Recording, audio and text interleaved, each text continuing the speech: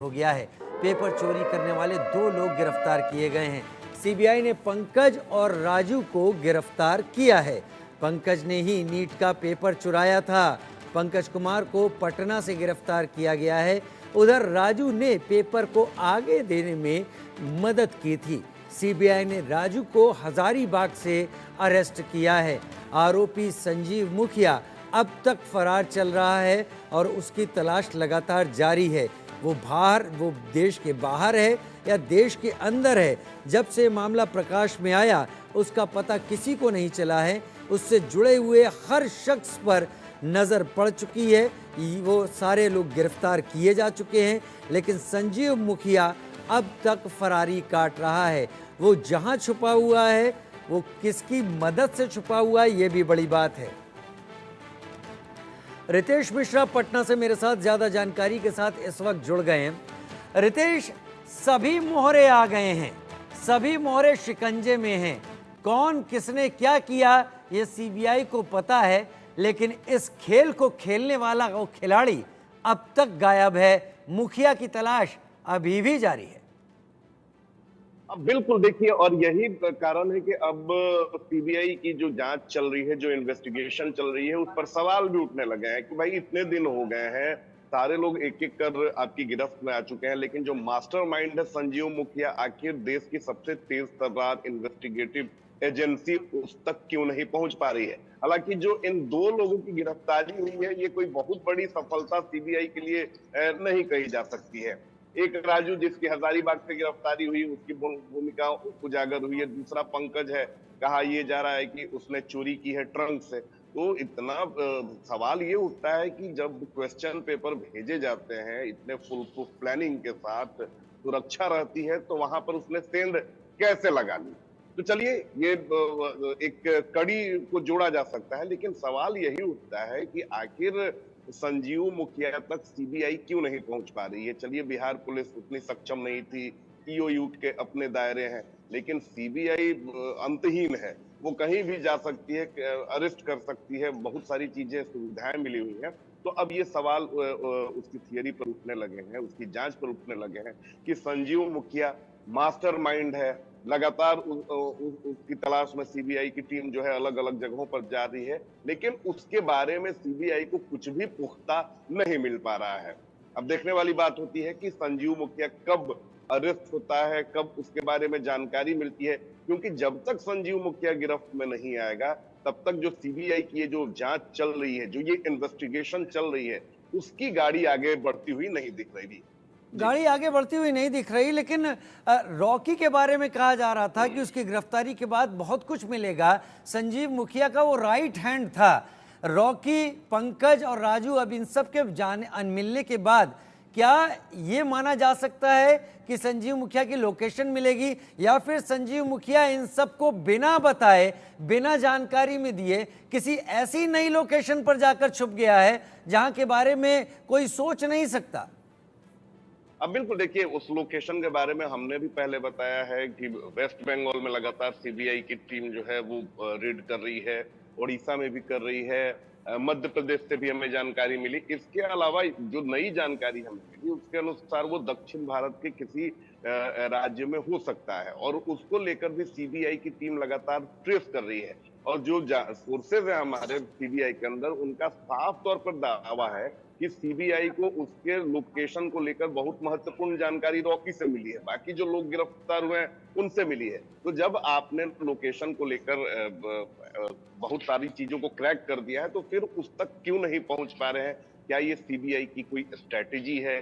क्या कहीं से कोई प्रेशर पड़ रहा है? तो ये तमाम सवाल अब सीबीआई की जांच पर उठ रहे हैं। रितेश, एक चीज और, बड़े दिनों से इस बारे में ये सारी बातें धुंधली सी हो गई हैं। ईओयू ने जिन बच्चों और उनके माँ बाप को बुलाया था पूछताछ के लिए, क्या सीबीआई ने उन सभी 9 तक अपनी पहुंच बना ली है? क्या उन सभी 9 से बात कर ली है? क्योंकि उनके जरिए ही वो सारे एविडेंस, पक्के एविडेंस मिलेंगे, जिससे पता चल पाएगा कि असल खेल किसका था। देखिए, सबसे बड़ी बात है कि जो लोग जेल में बंद है, जिन्हें ईओयू ने पकड़ा था, पटना पुलिस ने पकड़ा था, उन सबसे सीबीआई ने क्रॉस वेरिफिकेशन किया। उनको रिमांड पर लिया, उनसे पूछताछ हुई और पूछताछ के बाद फिर वापस उन्हें बेऊर जेल भेज दिया गया है। बाकी जो 7 लोग हैं, क्योंकि 9 लोगों को ईओयू ने नोटिस जारी किया था, जिसमें 2 पेरेंट्स अपने बच्चों के साथ पहुंचे थे। बाकी के 7 लोगों पर कानूनी कार्रवाई करने की सीबीआई की तैयारी है और उसी के तहत वो एक एक कर सभी लोगों को बुलाएगी। अगर जो उसमें से नहीं आते हैं तो उन पर अरेस्टिंग की भी तलवार लटकने वाली है। अरेस्टिंग की भी तलवार लटकने वाली है, ऐसा रितेश बता रहे हैं। रितेश, और आज के बारे में बता दीजिए, आज क्या बड़ा खास होने वाला है? क्योंकि जांच का जो केंद्र है वो मुझे और हम सबको, जनता को भी यही लग रहा है, ये झारखंड और बिहार बन गया है। बिल्कुल हब बिहार, खास तौर पर अगर बात करें तो बिहार ही नहीं, झारखंड इसका हब बन चुका है, क्योंकि झारखंड के हजारीबाग से देख लीजिए, जमशेदपुर से देख लीजिए, बोकारो से देख लीजिए, रांची से देख लीजिए, कनेक्शन वहीं से इसके निकलकर सामने आ रहे हैं। और जो जानकारी हमें मिली है, जो सीबीआई के अंदर हमारे सोर्सेज हैं, जो अब तक हमें जानकारी देते आए हैं, और वो जानकारी सभी जो है वो पुख्ता साबित हुए हैं, 100% उस पर मुहर लगी है। उसके अनुसार साफ तौर पे उनका कहना है कि अगले 2 से 3 दिन बेहद महत्वपूर्ण है संजीव मुखिया की गिरफ्तारी या उसके लोकेशन ट्रेस करने को लेकर। और इन 2-3 दिनों में सीबीआई कोई बड़ी कार्रवाई कर सकती है। हो सकता है कि संजीव मुखिया गिरफ्त में आ जाए, या उससे कोई जुड़ा हुआ साझीदार जो है उस पर सीबीआई पहुंच जाए, लेकिन ये 2-3 दिन बेहद महत्वपूर्ण है। अच्छा रितेश, एक बार फिर से हम चाहेंगे कि जो हमारे दर्शक हमें डिजिटल पर देख रहे हैं और इस चीज़ों में, ये नीट का जो मामला है जिस पर अब इतना कुछ सीबीआई कर रही है और वहीं मौजूद है, इसका पूरा खेल जो बिहार और पटना और झारखंड हजारीबाग में निकल कर सामने आया, उसे एक सिलसिलेवार सामने रख सके तो। देखिए, सबसे बड़ी बात है कि जाहिर सी बात है कि लोगों को जो 24 लाख बच्चे हैं और उनसे जुड़े उनके पेरेंट्स हैं, उनको एक एक कार्रवाई की जानकारी चाहिए, और ये जानकारी इंडिया न्यूज पहले दिन से ही दे रहा है। देखिए, कहानी की शुरुआत होती है 4 मई से। 4 मई को, यानी परीक्षा से ठीक एक दिन पहले, जब पटना में कुछ लोगों का लोकेशन ट्रेस होता है। उसके बाद पुलिस उस तरह से सीरियसली नहीं लेती है, लेकिन जब पुख्ता सबूत मिलते हैं और ऊपर से पुलिस पर दबाव पड़ता है, तो 5 मई को शास्त्री नगर थाना इस पर एक्शन लेती है और सिकंदर यादवेंदु की व्हाइट कलर की डस्टर गाड़ी से अरेस्टिंग होती है। उसके साथ 2 लोग और गिरफ्तार होते हैं, और नीट के कई सारे डॉक्यूमेंट्स, कई बच्चों के एडमिट कार्ड उस गाड़ी से बरामद होते हैं। उसके बाद जांच आगे बढ़ती है। हंसराज डीएवी स्कूल से गिरफ्तार होता है। वो बताता है कि उसके पास क्वेश्चन पेपर पहले से पहुंच गया था, उसे रात भर रटवाया गया था। फिर लर्न प्ले स्कूल पटना की जो पुलिस है वो पहुंचती है, और वहां पर ये जानकारी मिलती है कि 20-25 छात्रों को क्वेश्चन पेपर रात भर रटवाया गया था, और जो क्वेश्चन पेपर रटवाया गया था हूबहू वही परीक्षा में आया। उसके बाद जले हुए बुकलेट मिलते हैं, फिर गिरफ्तारियां होती हैं, फिर एनएचआई गेस्ट हाउस, उसके बाद झारखंड का हजारीबाग ओएसिस स्कूल, उसके बाद वहां के प्रिंसिपल, वाइस प्रिंसिपल की गिरफ्तारी।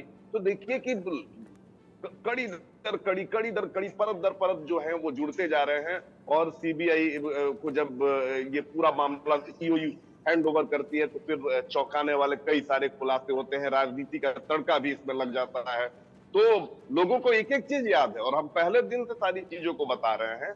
और इंडिया न्यूज ने भी ठान लिया है कि चलिए, सीबीआई की तो इन्वेस्टिगेशन चल ही रही है, हमारी अपनी इन्वेस्टिगेशन भी चल रही है, और जो कहीं ना कहीं सीबीआई के इन्वेस्टिगेशन से मेल खा रहा है। रितेश, तेजस्वी के पीएस का भी नाम इसमें लाने की कोशिश की गई थी उप मुख्यमंत्री के द्वारा, और वो भी एक राजनीति का बड़ा हिस्सा बना था इसमें।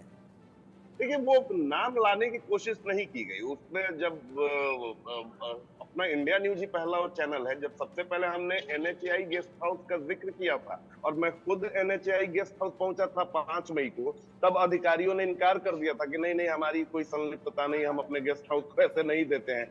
जब बाद में डॉक्यूमेंट्स वगैरह मिले, तो फिर एनएचआई के जिन अधिकारियों ने हमें इनकार किया था, वो मुंह छिपाने लगे। तो देखिए, अमूमन ये है कि कोई भी बड़ा नेता होता है, उसके रिश्तेदारों में बड़ी एक इस तरह के वीआईपी ट्रीटमेंट लेने की होड़ लगी रहती है कि मैं सरकारी गेस्ट हाउस में रुकूं। तो इसमें सरकारी गेस्ट हाउस में ये लोग रुके, लेकिन उन लोगों का नाता सिकंदर यादवेंदु से था और इसकी पैरवी की थी तेजस्वी यादव के जो पीएस थे, उन्होंने पैरवी की थी प्रीतम। तो जाहिर सी बात है कि राजनीतिक व्यक्ति से जुड़ा हुआ मामला है, तो वो हल्ला हंगामा हुआ, बीजेपी को मौका मिल गया। फिर रितेश, देखिए कि आरजेडी ने भी कई सारे फोटोज को वायरल किया। तो फिर जब राजनीतिक दलों ने देखा कि भाई एक दूसरे पर कीचड़ उछाल रहे हैं और दोनों फंस रहे हैं, तो दोनों दलों ने देखिए कि किस तरह से चुप्पी साध ली। चलिए, तलाश से सब कांड के मुखिया की है। मुखिया बिहार में है, झारखंड में है, देश में कहीं है या देश से बाहर है, ये जांच साफ होने के बाद ही होगा। रितेश, बहुत धन्यवाद आपका हमारे साथ जुड़ने के लिए। और अब रुक कर लेते हैं माफिया